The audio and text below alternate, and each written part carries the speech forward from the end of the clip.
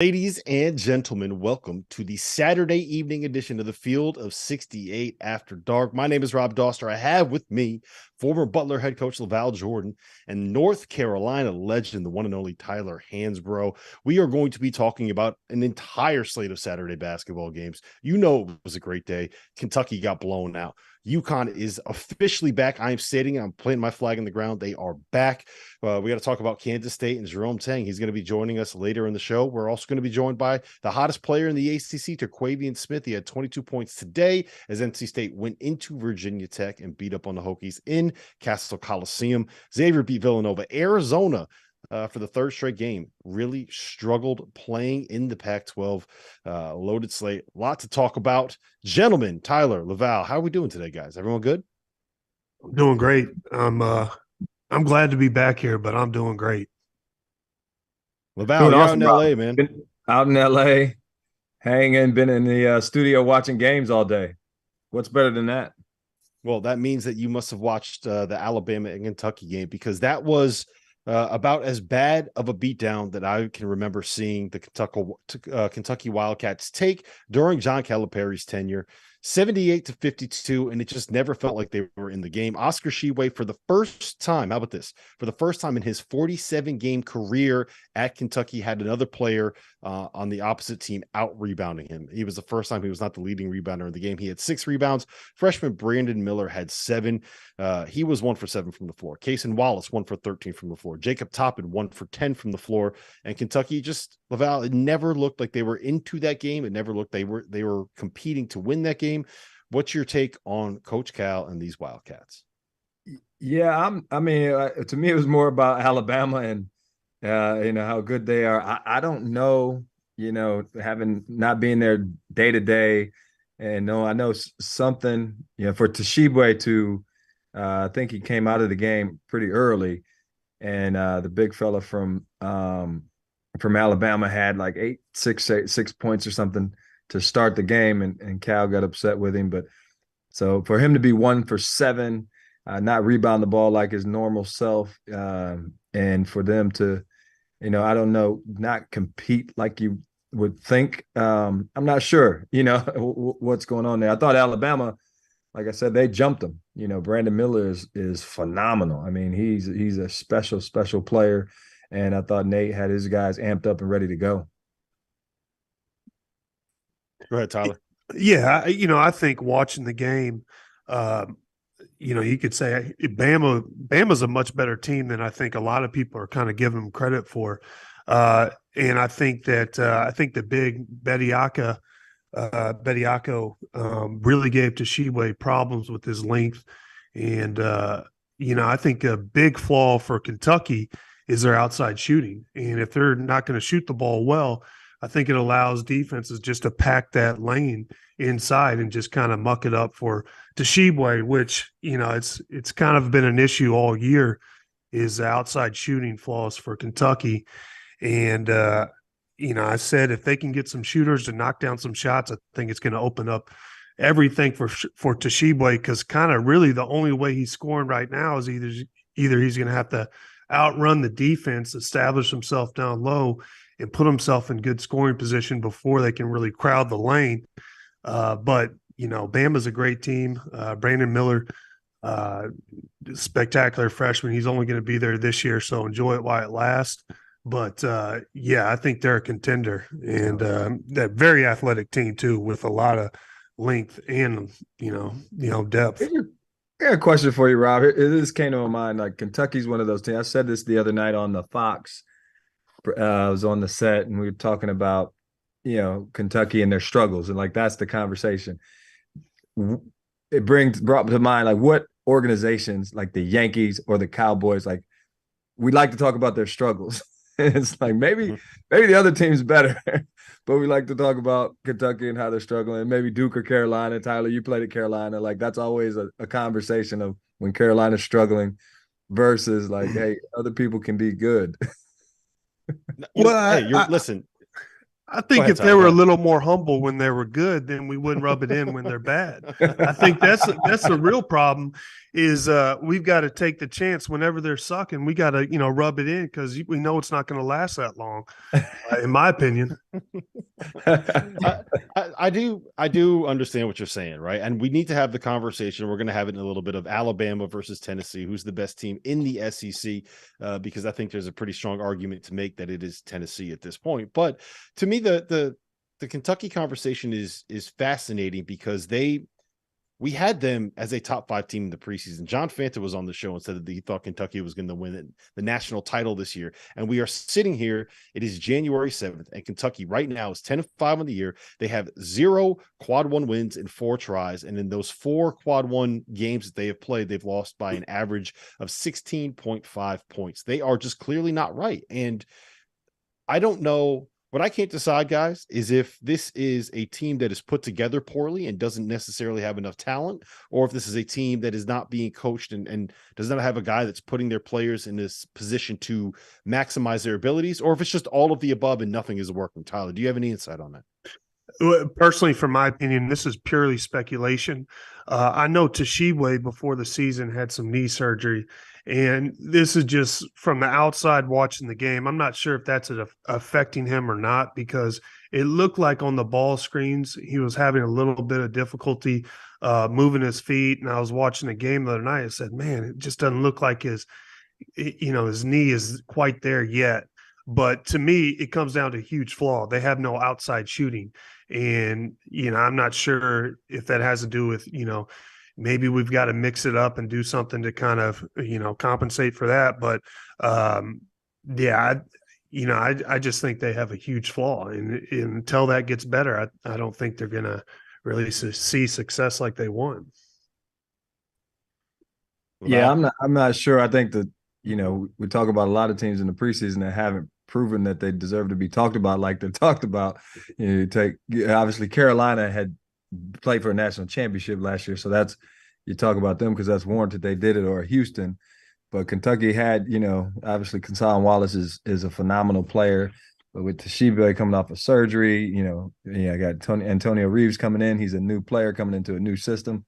Things that you just don't know how it's going to fit together to be projecting on the front end. So I guess coaches, fans and media and everybody loves preseason rankings. Coaches don't, because it's like, let some things play out before you get to that point. So I don't know if it sets a level of expectation, right? And from the outside, it's hard to know how good a team actually, like, how is it gelling? Do people actually get along? Do you have bickering in the locker room? People jealous about NIL money that somebody else is getting that they aren't getting, right? You can't know that from the outside. So there's a level of expectation there.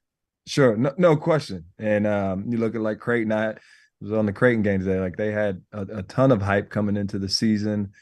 Things happen, and who knows? It doesn't mean that they're not good, but doesn't mean they can't get back, to what maybe their potential is either. But something's got to change to get it there. You mentioned Creighton, and I get a smile on my face. It's just, I don't know.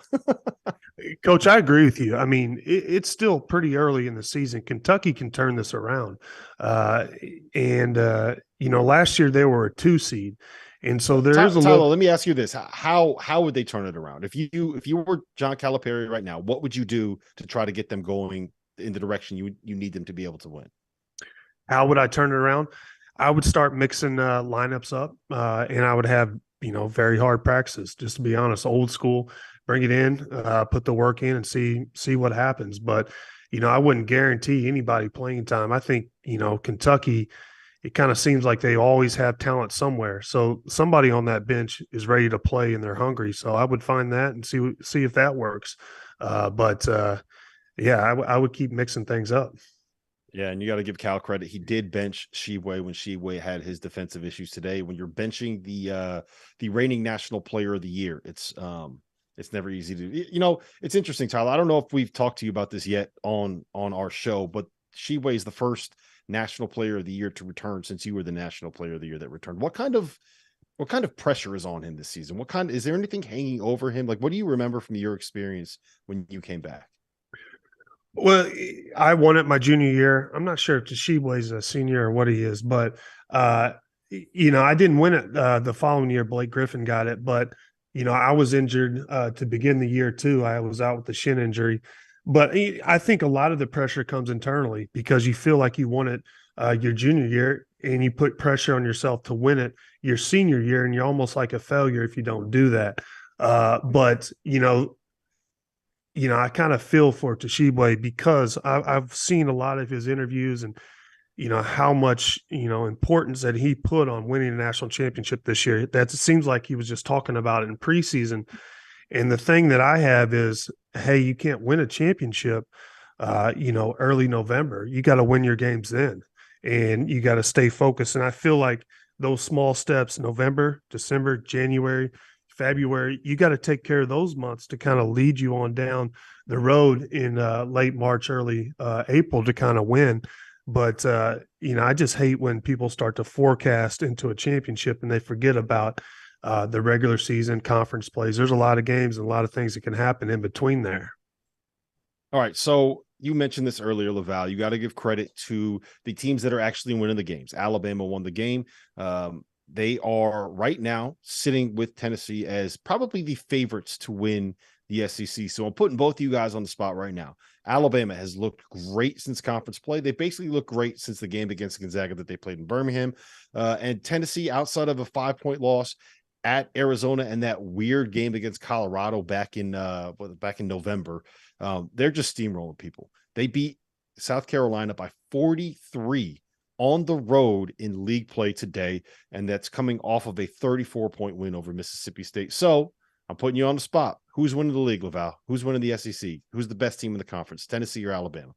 That's tough because I like both of those teams, but I said this the other night too, Rob. Tennessee's the team that it's like everybody skipped over them, even though they were ranked on the preseason coming in. It was like, hey, Kentucky and Arkansas and Alabama, and skipped over Tennessee and started talking about Auburn.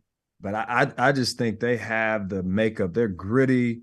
Zakai Ziegler's tough, and Santiago Vescovi, he just plays like a 40-year-old guy at the Y that just he's always going to stay on the court and never going to get kicked off the court. And I just like their moxie. And then when they can get offense, their defense is going to show up every night. And then when they can get some offense going, which they have been now that they've gotten the SEC play, they're scoring the ball better. I think they've got the makeup, of what it takes to win the league. Tyler, you got a take on that? Yeah, I'm going Bama. It's just point blank. I think Brandon Miller's a shot maker. I think he's a go-to guy. And I'm not saying that Tennessee doesn't have that. I just think that Brandon Miller's that guy. And I think if you need a shot, I think later on down the road, once conference play, keeps progressing, I think he's going to be somebody, it's going to be, one of those guys in college you can just go to for a score. And also, I think Bama has depth. I think their bigs are athletic, and they're going to give a lot of people problems. And, both teams are very good. But for me, I think Bama wins SEC. So, LaVall, tell me what you think about this, because I think you know UConn really well and that program really well. Tennessee reminds me a little bit of UConn in that when they can overwhelm you physically and athletically and with their toughness, then they can kind of run you out of the gym. If you force them to play in the half court and you force them to figure out how to kind of make a play one-on-one in a situation, that's when I kind of get a little bit worried about them. Same thing with UConn. I kind of get a little bit worried about them there. Is that fair? Yeah, I would say so. But, how many teams in the SEC are going to force them to play in the half court? Not many. Just from style of play in the conference, they force people to do that, with their defense. And so I think that, advantage them in that league. The Big East is a grinded out that like it's going to be that type of that fight every night, or the Big Ten. SEC's not as much, not never, but not as much. Mm-hmm. All right. So you mentioned street fights. There was one game that was definitely not a street fight. It was as up and down as any college basketball game that we have seen this season. That is Kansas State's win at Baylor. Kansas State is now 3-0 for the first time since 2013. They went into Waco and they knocked off number 19 Baylor 97-95 in overtime. It is their second straight road win over a top 25 team. They won at Texas 116-103. It wasn't an NBA game. It was a Big 12 basketball game. That's double what we normally see out of a Big 12 basketball game. Tyler, what's your take on Kansas State? How difficult is this? I mean, look, Jerome Tang, first year on the job, first year taking over. He's sitting here at 14-1. He's sitting here at 3-0 in the Big 12. First of all, I don't think they're getting the respect that they deserve. I mean, I got to give, credit to Jerome Tang. I mean, he's got this team. Nobody really picked them. I think, they were picked maybe last in the Big 12 preseason. And here they are, top of the league, 3-0. Great position. Not only goes into Baylor, where he coached, and gets a dub there, the team that was supposed to be the top dog in the Big 12. But the Marquise Newell kid, he is a good player, and I think he's a shot maker, and he's a guy you can go to get buckets. I love his game. I think he's tough, and he makes his free throws down the stretch too. I think he's I much respect Kansas State. I think they're playing well. I don't know if they can win the league, and I just love Tang. He's the most positive guy you ever meet. So I'm just happy for him. To get it, to wait this long to kind of be picky about. He probably could have had an opportunity much earlier than this. And for it to be turning out like this in year one, like you don't know what to expect in year one based on the roster you inherit and some of the guys you just don't know. But, I think he's having a lot of fun doing it and proving himself that he's a really good coach. So I'm just enjoying, watching them. And they've got one of the best stories in Keontae. I forget what's the kid's last name. Keontae Johnson. Florida, Keontae Johnson. We coached against him, and I remember when everything went down at Florida when he fell out, and unbelievable story there. So they just got an aura about, just kind of a positive aura about them that is like almost destined. Yeah, the interesting thing about that game was that Jerome Tang was on Scott Drew's bench for, I think it was 19 years. I think he was there for 2 decades. He started at Baylor with Scott Drew and helped build that program from the, people call it a rebuilding job. It's not a rebuilding job. It was a building job. There was nothing there when they got to Baylor, and they built it into a team that can win national titles, and a team that can get to Final Fours, and a team that can win Big 12 titles. And Tang helped do that. So LaVall, I don't know if you've been in a situation where you kind of came home wearing a different team's jersey, but how difficult do you think that was on him? That it's tough, and I'm trying to think. I didn't really have that where I had to come back to somewhere that I coached or played and be on the other sideline. So I don't know what that feeling's like. It had to be awkward for him, and then to be going up against coach. I guess probably the weirdest thing, we played Ohio State my first year at Butler. And it was weird for my guys because Coach Holtman, who was their coach the year before, now they're playing against him. So I'm sure some of the players looking over and seeing Coach Tang, he's their guy, and he recruited, a bunch of them. Probably was weird for them as well. Weird for the families. Like my wife knew a lot of the staff's wives on Ohio State staff because some of us had worked together before. So it's kind of awkward for them. But once you start playing the game, you're competing. So I don't know what that was like for Tang. I was just, like I said, happy for him. Neither one of them scouted the other team well because they both scored 90-plus points. but that's what Kansas State has been doing, Ali. I mean, they've been running up scores like crazy, which is impressive. Yeah. So Tyler, you mentioned Marquise Newell. I got a stat for you here. I got a fact for you. You ready for this? In the last 2 games combined, he has 68 points and 23 assists. He had 32 and 14 tonight. He had 36 and 9 against Texas. Both of those were on the road. Both of those were against top 20 opponents. In the last 10 seasons, there have been 3 players that in the 2-game span had 65 points and 20 assists combined. One, Marquise Newell, the last 2 games. The other 2, Ja Morant and Trae Young. That's the company that he is in right now with the way that he's playing. And when you take a guy like Marquise Noel and a guy like Keontae Johnson, who is good enough to be all Big 12, like it's kind of, when you have the two best guys, like coaching is kind of easy, right? Is that, I don't want to like dumb it down, but hey, it helps. All great coaches were made by great players. Trust me. Coach Williams looks really good because Tyler Hansbrough's over there. Well, I haven't seen many great coaches without great or good players for sure. I mean, it helps. He is a player, and I was watching him, and I played 3 years in China, and the guard in China, they allowed 2 imports, and they were just they always look for scorers, and to me, I was just like, man, that guy is just the perfect player. If he doesn't go to the league, I mean, he's got he is a scorer for sure. He's what? Yeah. And he's 5'7". Exactly. 5'8". And I mean, they're just looking for scores. And I think, what he's doing right now, in that company says a lot, but I mean, he is a player. He's fun to watch. I wish I'd watch him more now that Kansas State's kind of got it rolling. Maybe we'll get to see him more. Oh, don't worry. Here's a funny thing, we're Rob. watching them plenty, Tyler. We're going to be watching him quite a bit this year. I'm sorry. Go ahead, LaVall. People call us all the time as coaches, and we get this question a lot. Like, hey, how you feel about little guards? Like, what do you have to do as a little guard to get recruited? So I'm looking at him play. I'm like, you got to do that. Like, you have to be dynamic. You got to be dynamic. You can't, if you're a small guy to play at this level. I mean, I know, and he did it at Arkansas Little Rock, right? Before transferring over to K-State. But you got to be special when you're a small guard out there.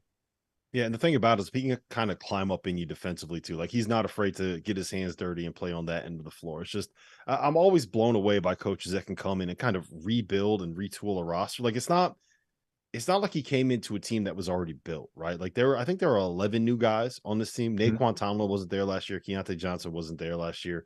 The Iola kid transferred in. Tyke Green transferred in. Desi Sills, like, he rebuilt this team, and I always get really impressed by guys that can get everybody together. And I don't know if there's anyone better than Jerome Tang at doing that.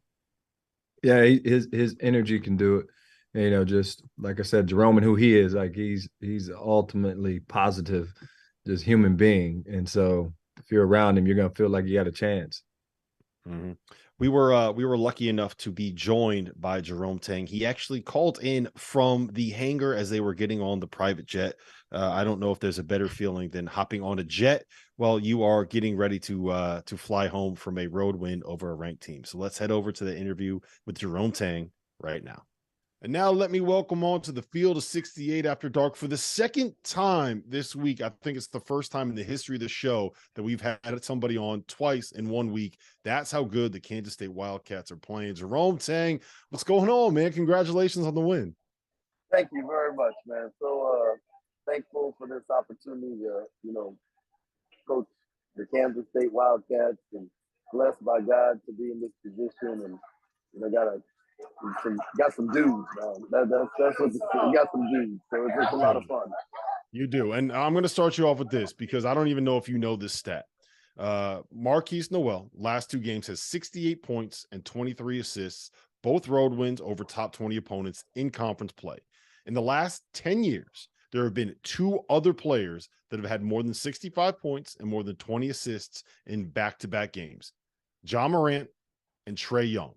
And Marquise Noel. Talk to me about this dude. I know you talked him up in the preseason. I know you love him, but I mean, come on. Yeah, no, he's growing every day. I mean, this is a culmination of a bunch of hard work that he's put in, and I just happen to get to be the head coach that he performs for, but our whole staff has done a great job. He's bought into what we want to do and what we want it to look like, and when it's time for him to go be that guy, he can be that guy, and man, it's just a lot of fun, and to see hard work pay off. So you guys are now 14-1, 3-0 in the Big 12 for the first time since 2013. What has gone into this start? How have you guys gotten to the point where now you're looking at, hey, you know what? You're in the mix for the Big 12 regular season. Like, you're going to be there all season long. What's been the key to this start for you? But we got the veteran guys. Like the guys we recruited are winners, right? And that was something that was very important to us to find guys who had won. Whether it's got 8 state championships at the high school level, and guys who have won NCAA tournament games, and been in winning programs, so they understand the sacrifice that it takes to win. And then when you win, how everybody benefits from it. And so night in and night out, you're seeing guys sacrificing something for their game in order to help our team win. And that's what it is. But we're not like thinking about a Big 12 championship. We're thinking about doing the next thing that's right. Like what's the next thing that we got to go 1-0 with, So now we're getting on this plane, get back to Manhattan, and get some rest because we got to do the next thing to go 1-0 in the next thing. Right. So obviously this is a little bit of a bittersweet win for you, right? You spent 2 decades with Scott helping him build up that Baylor program into a national title winning program. What were your emotions when you first walked out there and instead of wearing, Baylor green, you have on Kansas State purple? Yeah, before it wasn't fun because you're just thinking somebody that you love, one of us is gonna win and one of us gonna lose, and neither one of us is gonna be happy. Right, and that's just the nature of where we're at. And then after the game, it wasn't fun because just the results, and they have 2 1-possession losses in a row, and I never want to see the guy I love, hurt, and I know because I've been there in those 1-possession losses with him, and I know how much he puts on himself, and just he's not going to sleep tonight. So that's not any fun. Now, the actual 45 minutes of game was a blast. I mean, the crowd was great. There was a warm reception at the beginning. And just watching both teams that have dudes just make plays, play after play. And so that was a lot of fun. I'm sure that, it wasn't fun after the game now, but I'm sure in the offseason when you see Scott, you might remind him about this win at some point, right? Man, our relationship is as such that like we don't rib each other, it's just too many people out there who are already like, people sarcasm, they say 85% of sarcasm is meant to be true. And just say Jeff Goodman. You can say Jeff Goodman does it enough for everybody. They operate in sarcasm, man. And I'm just telling you, I absolutely love Scott Drew, and I'm hurting for him tonight. I'm happy for our players. I'm happy for our fans, right? And just looking forward to the next thing. I love Tang. He's just the most positive human, positive vibes only guy, I think, in college basketball coaching. Him and Scott Drew is just, they're always happy and they're always smiling. All right, let's talk big picture, Big 12. How worried are you guys about Baylor? Is this something where, I mentioned it earlier, I can't remember if it was on air or off air, but there have been 15 games played in the Big 12 this season.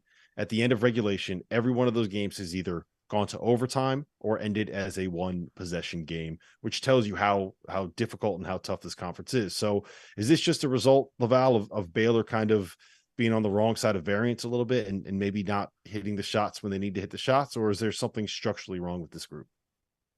I know watching them, and I've caught them a few times. It's more, I watched the Marquette game and they got, Marquette jumped on them and didn't let up, and that was a tough one for them. And I think the turnovers is an issue. They're averaging about 14 a game, and they've got three good guards, for them. And then they're defensively, they're not as just what we're accustomed to the past couple of years of, obviously you had Davion Smith and Jared Butler and those guys, and they were pretty dynamic defensively. So I think, they've got a couple quad one wins. They're a good team. It's not time. I don't think it's time to hit the panic button. There's going to be so many opportunities in front of them in the Big 12, but we got to take care of the basketball better and start guarding people better. Mm-hmm.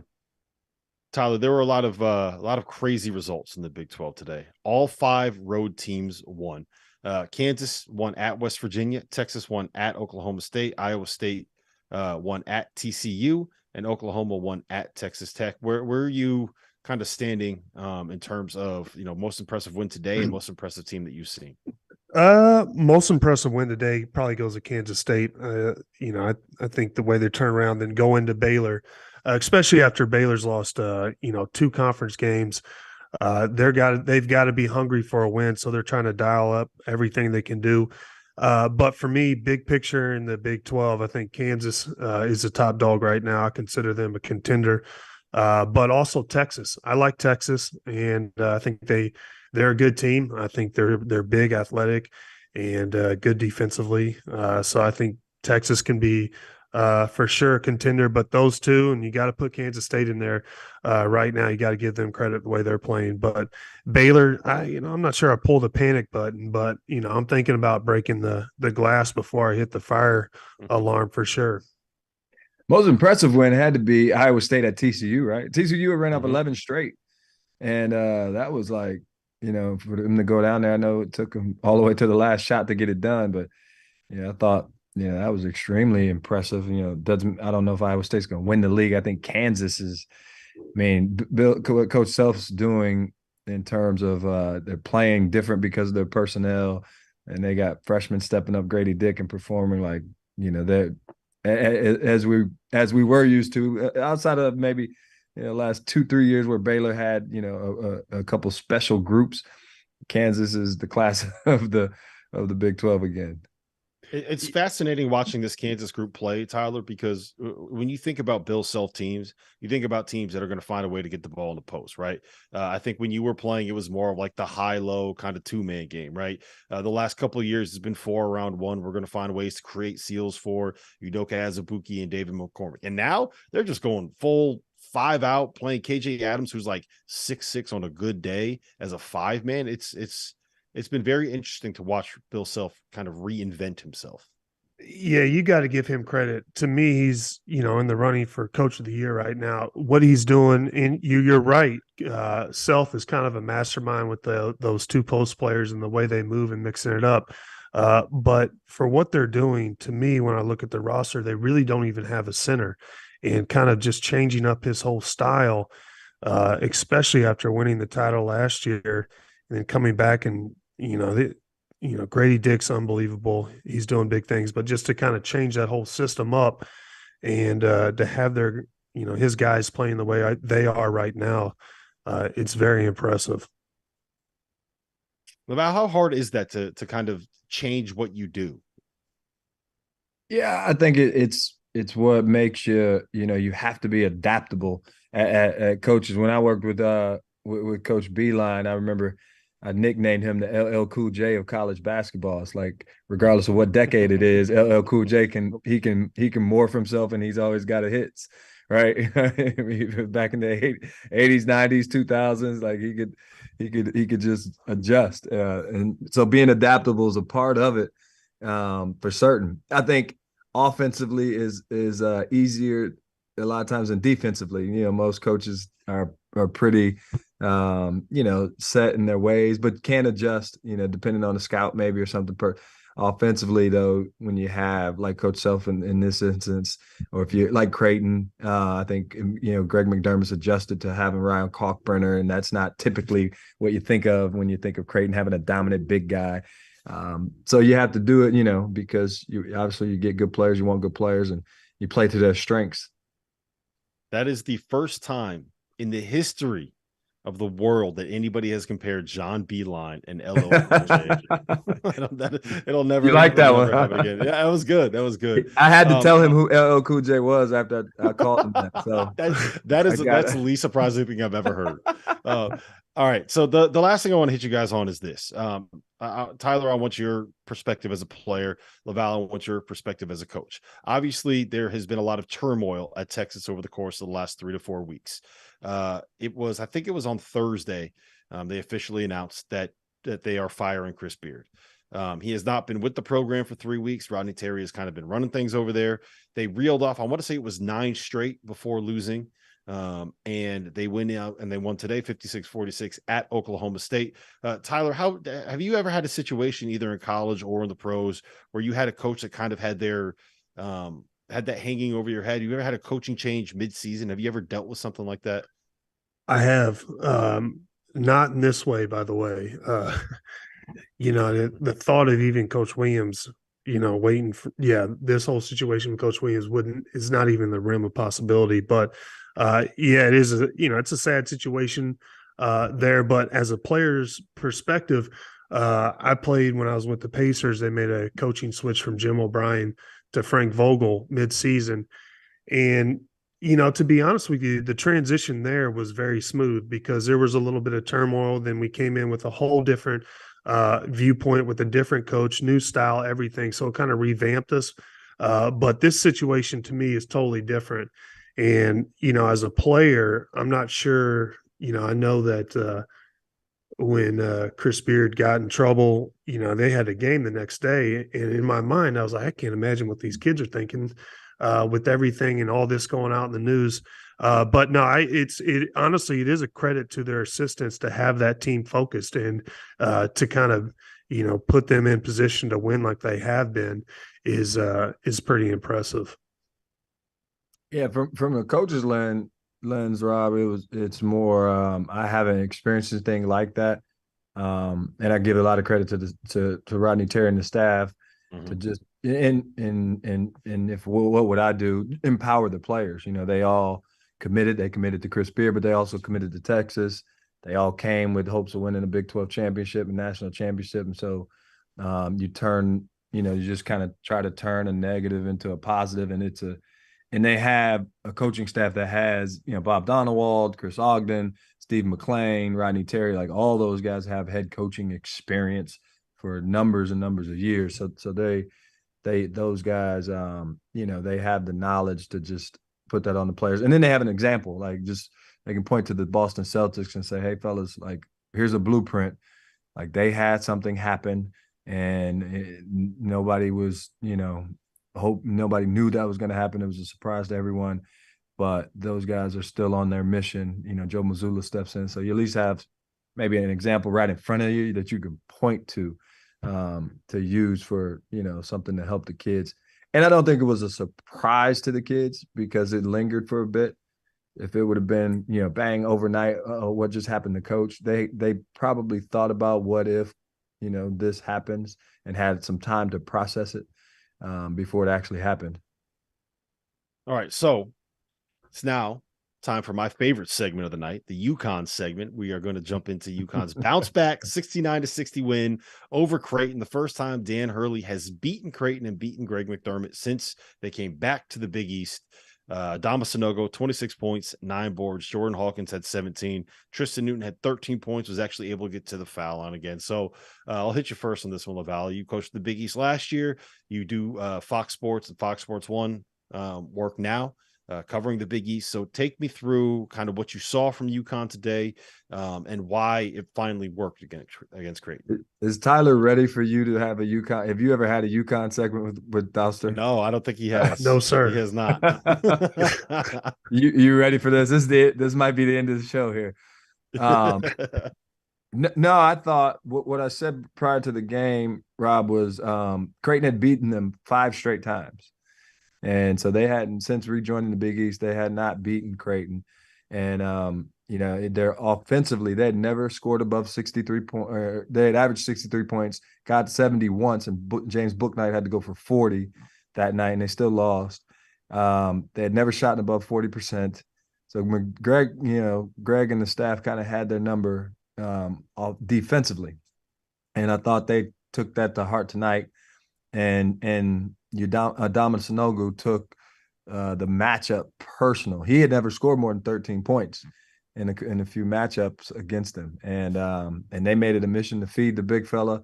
I thought Jordan Hawkins was tremendous in the first half, just off actions. He was aggressive. He was smooth, and then defensively they did the job.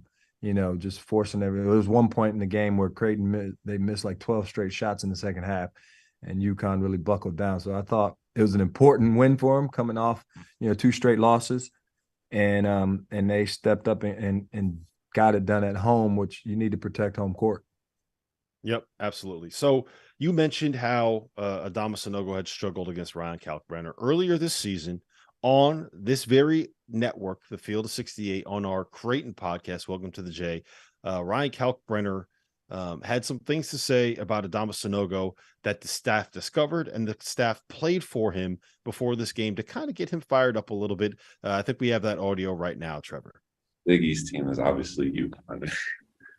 I mean, the teams have had a good rivalry, and then obviously they got Sanogo, who they picked as player of the year. And, I got to bite my tongue a little bit about my thoughts about that selection, but, definitely looking forward to that game and seeing what people think about player of the year after that. I have never beaten the team and lost them every single time I play them. I'd circle that game too, but I don't know, it's just fun to go up against bigs that other people say are good. Me, I don't know about that, but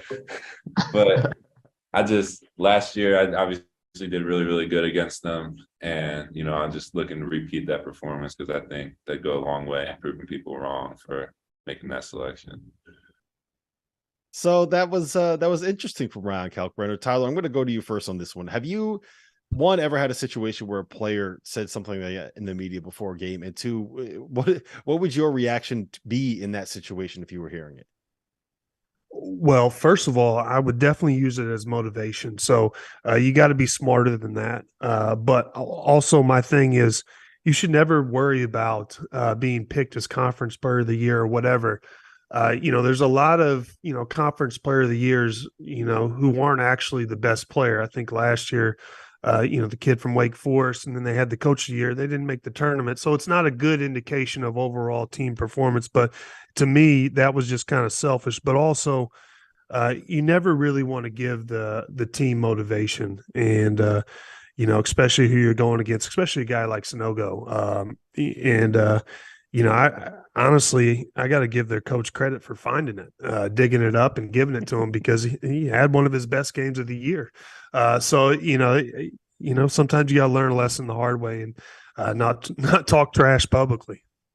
I didn't know that thing existed until I saw a tweet about it after the game from Dave Borges, who covers the Huskies for CTinsider.com. I had no idea it was on our network. I had no idea it happened. I have no idea how they found it. I think that staff needs to find, get a hobby or two, maybe find something to do in the off season. LaVall, as a coach, when you hear this, what would your reaction of this be if this happened on your team? I just don't poke the bear, right? Like we don't need. It's already hard enough to win, and we don't need to give them bulletin board material. To have guys. There's enough of a right. Like those two kids, they're good players. They already have a competitive rivalry. If no words are said, Tyler, I'm sure like you had competitive individual matchups that you wanted to win, and nobody said a word. So you don't need extra fuel on the fire. And Sanogo hadn't been playing. Like, he'd been playing. They lost a couple. He hadn't played his best, and now Danny Hurley's trying to find something to get him to level up, and he can go back in the archives and find something like that. So I think as a coach, you try to get your guys. There's just so much access, and guys have so many microphones and cameras, and so many ways to speak their mind, which isn't always a good thing for the team. Yeah, I think Hunter Dickinson is the guy that's finding that out the hard way this season. I honestly, big picture, putting any UConn bias aside, I think that this is a good thing for the Big East, just because I think having rivalries where there is a healthy dislike between teams, Tyler, that's a good thing for the sport. That's a good thing for the league. When fans are looking forward to seeing UConn go into Creighton and play this game again because Adama and Ryan Kalkbrenner maybe don't like each other too much. They're probably two big guys in the conference, right? Like that's the kind of thing that gets people intrigued. So I kind of love it. I kind of love that they don't really like each other. Well, as a fan, yeah, you asked me as a coach. Yeah, no, I know. I'm just saying. I just No, I like it. Anytime you can add extra fuel to get the fans there, and coming from NC State's kind of known for a lot of that. It's not necessarily from the players, but it's from the fans. So I always got the engine revved up to play against them. But no, I agree. I mean, it is exciting for us to watch the game, and the fans definitely adds a whole new aspect to it. And I think Hunter Dickinson, you just talked about it. He's kind of becoming that person that when he goes to away games now, it seems like every fan base is going to be after him. He's going to be one of these guys in college where, you know what, people just ain't going to like him unless it's a Michigan fan. I think Michigan fans are starting to get a little bit frustrated too because he keeps talking, but he ain't doing the winning, right? They keep losing. They lost again today to Michigan State. LaVall, you asked this when we were off air a second ago. I'm going to give you, I swear, my 1 minute take on what got exposed with UConn in Providence. Get it. Let's see if we agree. Go ahead. So my thing is UConn is exceptional at the things that you can control based on effort, right? Whether it is the rebounding, the defense, how hard they play, their toughness, and they're really, really good at running like the scripted robotic stuff that Hurley calls. He has so many counters and so many sets and so many ways they can get different shots off different actions, basically off the same setup, right? They're really good at that stuff. But if you scout it well, you figure out what they're running, and you can kind of stop it and switch it and scheme your defense to be able to take it away, then they don't really have a guy that can go get you one. And they don't really get to the free throw line, right? They don't have a guy that can get to the paint and draw contact. And Adama, as good as he is, so much of his damage are like these kind of little fadeaway jump hooks. He's not really going through people. He's not putting his shoulder into people. He's not drawing fouls. So to me, that's the issue, is they don't really have, when what they do well doesn't work, they don't have a guy that can go break you down, get a shot, stop a run, do things like that. They do all the other stuff well. But when it comes to just needing a bucket, being able to give it to a guy and say, get the hell out of the way, you go get us a shot, they don't have that dude. And I think that's what we saw. But big picture, they lost at Providence and at Xavier, who are the two best teams in the conference that aren't named UConn. It's not like the sky is not falling. No, I was saying if we were on the same page, because they asked me on this set, and I said exactly a ball in the hand guy. They had RJ Cole last year when things, when the play didn't work, who can make a play? But two was the 4-man matchup. Like today, Kaluma was 5 for 16. So you had Xavier, Jerome Hunter, and Fremantle combined for 26. Bryce Hopkins goes for 27 because they're going at the freshman Caravan at the 4. They went double bigs. They played Sonogo at the 4 to try to match the bully Bryce Hopkins. So now everybody doesn't have a 4-man that could expose them, and Kaluma didn't. If he made some of the shots he took, and he was trying, he just didn't. He wasn't as productive as the other guys. Yeah, I'm not super worried about that because I do think they're going to get Samson Johnson back soon, and I think he kind of mitigates that a little bit. He started their first game and he started their scrimmage, so he's like he outperformed Caravan in the offseason to the point that they were going to start him. So we'll see what happens. Tyler's getting bored. Enough UConn. Yeah. No, I was going to say, all right, moving on. Let's talk ACC because I think there's a lot of interesting stuff to talk there. We'll start with your Tar Heels, Tyler. And I just got to say, I got to show the people I wore my shirt in support, right? Our K knockout shirt, our K out shirt. Where do you stand on this North Carolina team right now? How good do you feel about them? It feels like they're kind of getting things going in the right direction. I know that Pete Nance hasn't played. I think he's missed 2 games in a row, but you got a really nice win today. Every win's a good win. I don't care who it's against. Notre Dame's kind of struggling, just to be 100% honest. I think they're 0-3 in ACC play.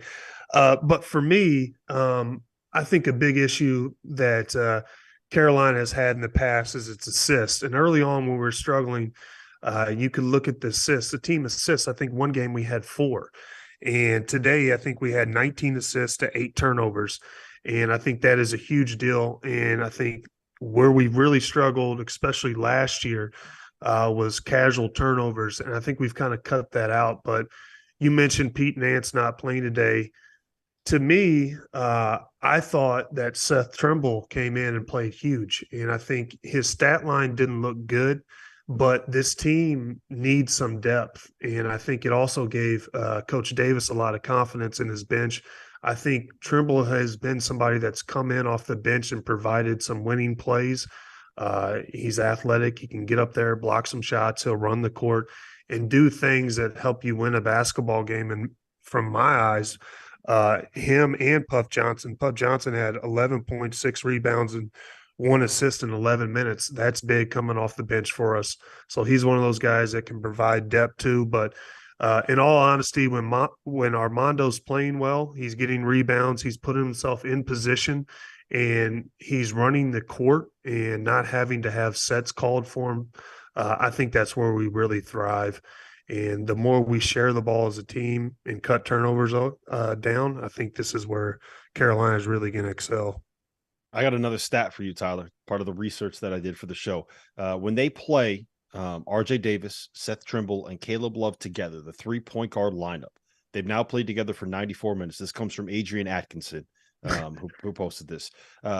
North Carolina has an efficiency margin of plus 18.3, which is about as ideal as you could possibly get. That's a really, really good number. And their offensive rating is, if you extrapolate it out for the whole season, they'd be the best offensive team in college basketball. Based off, it's only been like 94 minutes that they played together. But those three, it looks pretty good when you have those three on the floor together. 100%. And, that's a great stat, but, they need some more minutes. I'm not sure how many minutes they've played. I know Trimble's kind of been in and out, but to me, I've also said that RJ Davis is one of the biggest X factors in the country. I think when he's hitting shots, I think it takes pressure off of Caleb and Armando, and also opens things up, for those guys. But I do like Caleb, RJ, and Trimble in together because they can really push that ball. And I think our tempo has been a little bit slower in the past. And when they do that, I think it, kind of allows us not to have to sit there and call plays and run sets, because that's where we kind of get stagnant with their offense, and the defense kind of just loads up on Armando. So I do like that combo. North Carolina has now won 6 of their last 7 games after they lost 4 in a row, I believe it was. So it looks like they're starting to right the ship. It looks like they're starting to figure it out. Losing at Pitt, we'll talk about Pitt in a little bit, but losing at Pitt by 2 doesn't look like a horrible loss at this point, like what we thought it was when it happened at the time. The other team in North Carolina that is playing well is NC State. They are now 13-4 in the season. They have won 5 of their last 6. They just beat Duke at home by 24, and today they beat Virginia Tech on the road in Blacksburg. We were able to catch up with Terquavion Smith while he was sitting on the bus eating his mozzarella sticks, getting ready for the drive home through the mountains. So, Trevor, we could cue up that interview now. And now let me welcome on to the field of 68 after dark, the star of NC State's win at Virginia Tech tonight, Terquavion Smith. He had 22 points, 5 rebounds, and 3 assists. I'm going to start you off with this. I know Scott Wood, and Scott Wood has called you Baby T to me. Is that what your nickname is? Oh, yes, that is what my nickname is. I got it from my mom, actually. Why? I don't know. She just always called me that when I was little. I guess because my name long and I was a baby, so. That makes sense. And it's stuck and it's still there? And now everybody calls you that? Yeah, everybody called me that, All right, let's talk about this game tonight. 22 points, 5 rebounds, 3 assists. Virginia Tech, I don't know how many people realize this outside the ACC. Not an easy place to play. You guys went in there. You 14 at the half. You hung on. Big win, quad 1 win for you guys. Talk me through what happened tonight. We just wanted to keep that same energy we had from the previous game against Duke. So we preached a lot about being aggressive on defense, not letting them run their sets easy and just, be more aggressive than them and wanted more. So I feel like that's what we did, and we executed well on offense also. So we pulled off this good road win. You mentioned the win over Duke as well. You guys picked up 2 quad 1 wins this week, and quad 1 wins matter when it comes to NCAA tournament time, Selection Sunday time. I'm sure you're not thinking about that much at this point, but it was a couple of statement wins. It feels like you guys have kind of put yourself on the map a little bit after a slow start in ACC play. Where do you think you stand right now as a team? I feel like we're all good over here. We got a good group of guys. We all like each other. We all play together and put each other first. So that just helps us, we all push each other and we all want to win. So it all adds up with us. When people talk about backcourts in the ACC, you always hear about Caleb Love and RJ Davis. You hear about Isaiah Wong and Nigel Pack, and deservedly so. Those guys are really good. But you and Jarkel have put together, some pretty, 1, impressive numbers, and 2, now you're starting to put together the wins to back that up. Do you feel like you guys have been, I don't want to say like underrated, but does it feel like people are kind of not paying enough attention to you at this point? To us, you can say yes. You can say yes. We really don't. Yes, but we really don't. We don't look into all that. We just want to hoop, We're gonna go at everybody. So we just more focused on getting wins. And if we always talk about if we win it, there's really nothing they can say. So we just need to get wins, and then the wins talk for themselves. in the offseason, this last offseason, you had a chance to go to the NBA draft. You had a chance to declare. You had a chance to go to the next level, and you opted to return to school to come play back for Coach Keats. What kind of went into that decision to come back for your sophomore year? Just for growth. I got some feedback in the process, and the feedback I got, I feel like I could be better, and work on that and come back and work on that. So I decided to come back to school and show them that I can do what they said that I needed to work on. So that's how that went. What is it about Coach Keats that gets the best out of guards like you and Jarkel? You get freedom as long as you're guarding, So he lets you shoot a lot of shots, whatever shots you want to. Honestly, you just got to guard. If you're guarding, you get freedom on offense. So that's what type of coach he is, and he lets you run a lot of ball screens. So you just can feed off your own energy, Mm-hmm. It's the style that he plays, right? It feels like when you kind of get out and press, you're playing 94 feet. That can mess with some teams, right? Is that something that was coached in you before you got there, or was it something that part of the reason why you went to a program like what Coach Keats runs? Coach always been the type who makes you press up 94 feet. That really had nothing to do with me coming here, but I like to be aggressive, run fast, get out in transition, and pressing 94 feet causes turnovers and easy runouts. So it makes the game a lot more easier. Teams don't handle pressure well. And, a lot of guards, with somebody always in front of them or on their hip, it gets hard for them. So you guys, this is the last question I got for you, T. You guys are on the bus home. You're heading from Blacksburg back to Raleigh, right? What are you doing on the bus? How are you guys passing the time? You just got a big win on the road, right? What are you doing to pass the time for the next, 3-4 hours? Yeah, we really just laugh and joke. They got us some pizza. I got some mozzarella sticks. But yeah, we don't too much rekindle on the game. We just want to enjoy the win, and we're gonna move on to the next game. Is anybody else on the bus right now? Let me see who's back there. Yeah, I got DJ right here beside me, Big Burns. I don't know if y'all can see him. There you go, right there. There we go, big man. I got Jordan Snell. I don't know if y'all know Jordan Snell. How you doing? All right. Well, listen, man, congratulations. Enjoy those mozzarella sticks. There's really nothing better than some celebratory mozzarella sticks. And hopefully we'll get you on here soon again. Keep that winning streak going. So NC State is playing well. They're 3-3 in the league. Pitt is playing well. They are 1 point away from being 5-0 in the conference. They lost at home to Clemson, who is sitting all alone in first place in the ACC at 5-0. Duke won on a pair of late free throws from Kyle Filipowski today at Boston College. He did it without Jeremy Roach, who's still dealing with the toe injury. And Miami is still sitting there 4-1. I know they just lost to Georgia Tech, but I don't know if you're going to find a better backcourt in the conference than Isaiah Wong and Nigel Pack. LaVall, I'm going to you first on this one. Is Clemson really the best team in the ACC? And remember, Terrence Oglesby is listening to this right now, so be careful what you say. You don't want him coming after you. Hey, they're 5-0. Like, who's to say that? Like, why wouldn't we say they're the best team right now in the ACC?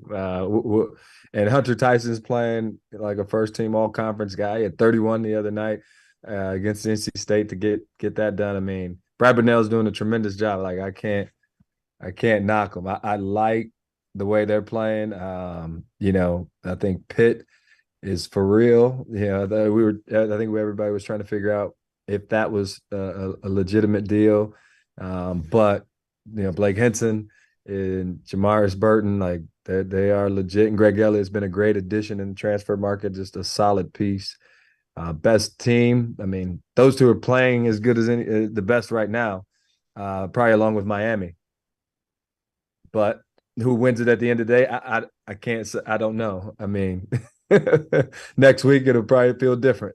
Yeah, right. Tyler, where do you stand? I think Miami's up there. You got to give Clemson credit. But to me, I think it's Miami, Pitt, UNC. And as I look, man, I hate to say it. No, I'm not going to say it. Yeah, I think those guys. I think that would be, the top. Clemson, Miami, Pitt, and UNC to me. What about UVA? I still think UVA at the end of the day is a top two team, first or second at the finish. No, you're right. I left them off. Yeah, you're right. They deserve to be up there for sure. They're playing well. Can I play devil's advocate there on Virginia a little bit? I just I don't see the level of talent there, right? I think that they're missing. If you look at the teams that they won big with, they had Joe Harris, they had Malcolm Brogdon, they had Anthony Gill, who was a stud, they had Justin Anderson. They won the title. They had Ty Jerome, they had Kyle Guy, and they had DeAndre Hunter. And I just do not see that level of dude on this year's Virginia team. They're good. They're not going to beat themselves. They have guys that know how to win games, but I just think that there is a little bit, I don't want to say like a lack of talent, but I don't see that high-end elite level killer that they've had on some of their past best teams. No, you're right. I don't disagree with it. I just think defensively, you're not going. They don't let you get away from them, and they got enough veteran players, especially the guards, that'll find a way to win. Enough games to be right there in the end. I agree with you. They don't beat themselves much. They're a smart team, disciplined. They have veterans, which goes a long way. They may not have any of those killers that you're talking about, but they always have one of these players that, just develops into a good player. I don't even know what his name was, but the big was just making some really good basketball plays when I was watching him today, rolls and just putting himself in good position to score. And, they always have a guy like that just kind of steps in. Mm-hmm. There are two other games that we need to get to today. Washington State went into Arizona. They went into the McHale Center and they beat up on the Wildcats. They won by 13. This is 2 days after Arizona struggled at home against Washington, and it is a week after they struggled at Arizona State. Heading into those 3 games, that 3-game stretch, Arizona led the nation in field goal shooting percentage. In those 3 games, they shot 38% at Arizona State. They shot 36% at home against Washington, and they shot 32% at home against Washington State. So, LaVall, we've seen Tommy Lloyd over the last 2 years put together a team where he stepped in and he turned them from a team that struggled offensively to number 7 on KenPom last year. This year, they lost 3 pros, and they turned around, and he had them before tonight.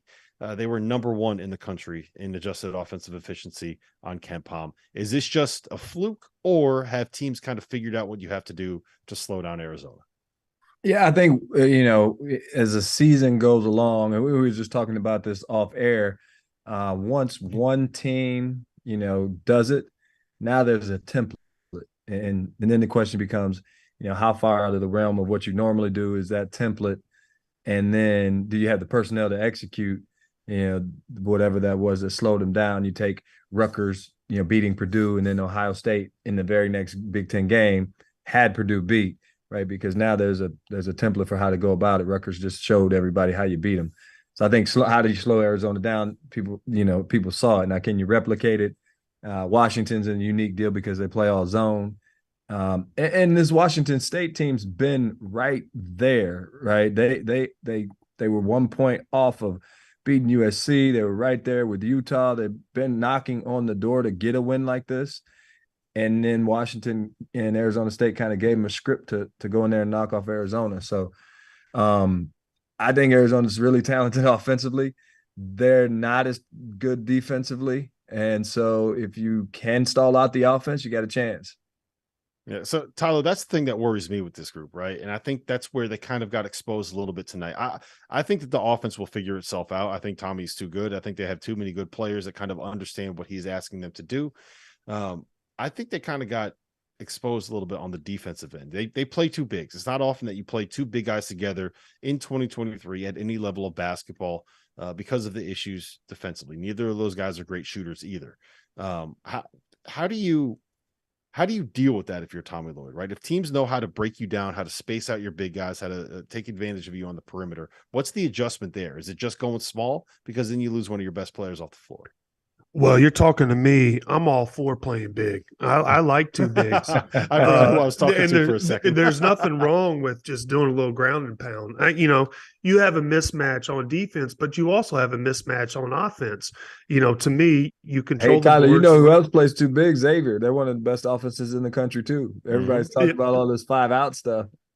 And it's a great year for bigs in college basketball too. And To me, I go old school. I dominate the boards, ground and pound them down low, and you do what you do best. I mean, the 3-point shot. I mean, it's inconsistent. Some nights it'll work for you, some nights it won't. But if they're those two bigs are part of their best players, then you got to play them, in my opinion. You forgot who Tyler. you were talking to.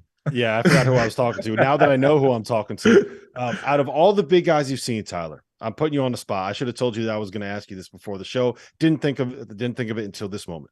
Of all the big guys that you've watched this year, who reminds you the most of the guy that you were when you played in college? Oh man, let me see here. It's hard to make that comparison because I never even thought about that. Let me see. I don't know. You'd have to give me some names that you think. Well, you know what? Well, how about this? While you think about that, or while I think about that, how would you what do you define for yourself for what you were when you were a player? Were you a guy that attacked the glass? Were you a post present? Were you someone that got layups in transition? What did you think your best attribute was as a player? Well, my best attribute was getting to the free throw line. I played through physicality. I would say that's what I did best. Probably the stats, just going off the stats too. But for me, I always like to run the floor a little bit, traditional Coach Williams style as well, up tempo. And also I had some pretty good guards, Ty Lawson, Wayne Ellington, Danny Green. They weren't bad. They weren't bad, and they can open it up for you too. So that really helps when you have guys like that. Yeah, I would say, Armando's playing well for Carolina. He's getting a lot of offensive rebounds. I could see my similarities there. I usually attack the offensive rebounds pretty well, get my own rebound, often miss shots, which I like. But when I'm looking at bigs this year, I've already said it when I came on last time. Zach Edey, to me, is playing unbelievable. He's one of the best bigs and also one of the most improved players in college. And I really enjoy watching him play. I think he's been pretty spectacular so far. So you know who it is for me, LaVall? That reminds me of I'm waiting to hear. I have a thought, but go ahead, hit me. I have one. So the way he plays, I think, is very similar. His personality, I don't think, could be more polar opposite. But it's Azuolas Tubelis from Arizona. That was going to be the guy I threw out there, because not as rugged as Tyler. No. He's not as rugged, but he beats the defense down the floor every single time. He's always sprinting in transition. He's elite when it comes to sealing you in the paint and those quick kind of post touches, right? Yeah. And he'll rebound for you, and he'll draw fouls. He is top 50 in the country in fouls drawn per 40 minutes. I didn't know the number. His motor's similar. Yeah. I was watching Kentucky play against LSU, and I remember watching Tshiebwe, the way he puts himself in position to score and kind of moves around the lane area, to me is very good. I'm just talking about bigs. That's one of the things that he does really well. He seals really well too, down low, which I really like. Duck ends. It's kind of annoying that you just compared yourself to the reigning national player of the year, and I can't even make fun of you for it because you got one of those awards yourself. So that's not fair, Tyler. I wasn't comparison. I was just saying something I really like about his game. The old school duck end. I think he kind of plays like Zach Randolph, not left-handed though. Just kind of the duck ends and the way he can get some rebounds and real quick with his hands around the rim. Zach Randolph is the I think everybody not as good as Randolph, man. Everybody that's out of shape right now and is carrying about 10 to 15 pounds of holiday weight, watched Zach Randolph play, and you're just kind of like, man, I wish I was that guy, because he's doing it just with the little baby fat on him as well. All right, last one I got for you. Illinois, they came out of nowhere and they beat Wisconsin at home. First win in the Big Ten. LaVall, where do you stand on this Illinois team? Can Trevor get excited about this win? Our producer Trevor is a big Illinois fan, so can he get excited? Is this team headed in the right direction? I would be excited. What is going on there? I don't know the answer to that, but I would be excited about this win, just from the standpoint of you have to be connected to beat Wisconsin. It's like playing Virginia in the ACC. It's like playing Villanova when they're Villanova in the Big East. They don't beat themselves, so you have to be connected to beat them. They're going to be solid defensively. You can't turn the ball over yet. So for Illinois, and Wisconsin's been playing really well, for them to play the way that they played today, and given, they've had some things going on, and some things have gotten public, and Sky Clark had to step aside, and all things considered. Now, I thought that was a right step. It's their first Big Ten win, which is, for their talent. And I went down to their practice early in the season, and I thought Terrence Shannon was clearly the best athlete I went to probably 30 practices. He was the best athlete I've seen. And I really love their freshman guards, Sky Clark, Jay Nebbs. Now, obviously, Sky's out, so I think that was a positive step. Again, it's Wisconsin, and if you're not connected, they'll beat you by 20. So I thought that was a huge step for Illinois to start moving in the right direction. Yeah, how difficult is it, Tyler, when you're in a locker room and you don't get along, right? It seems like I don't know exactly what the issues are with Illinois, and I don't want to go like too much into detail on specifics on what's going on with them, but just kind of big picture, especially because I think college is a little different than the pros, right? College, everybody's spending all that time together. In the NBA, you show up, you see each other, and you go back home to your family. So when you're in college, how important is that connectivity? I would say it's pretty important, chemistry and getting along, because in college you spend, you're around each other off the court. A lot of times you're living with each other. So, a lot of things, everyone says don't bring your drama onto the court, but it's hard not to. It's almost impossible. So if guys aren't getting along, there's a lot of chemistry issues. It's going to be hot and cold. And also Illinois, one night they look really, really good. Next night you're like, who is this? It's just been it's been a roller coaster, peaks and valleys, but seems like they got one today. So, I don't know. Coleman Hawkins had 20 tonight. He hit 6 threes. I'm going to need Coleman Hawkins to let me know when he decides to show up, because I bet on Illinois against Northwestern and he didn't show up. And I bet on Wisconsin today when Illinois played him, and Coleman Hawkins decided to show up tonight. So he just needs to send me a memo. Just let me know. So I got to stop burning this money. I got to stop setting this money on fire.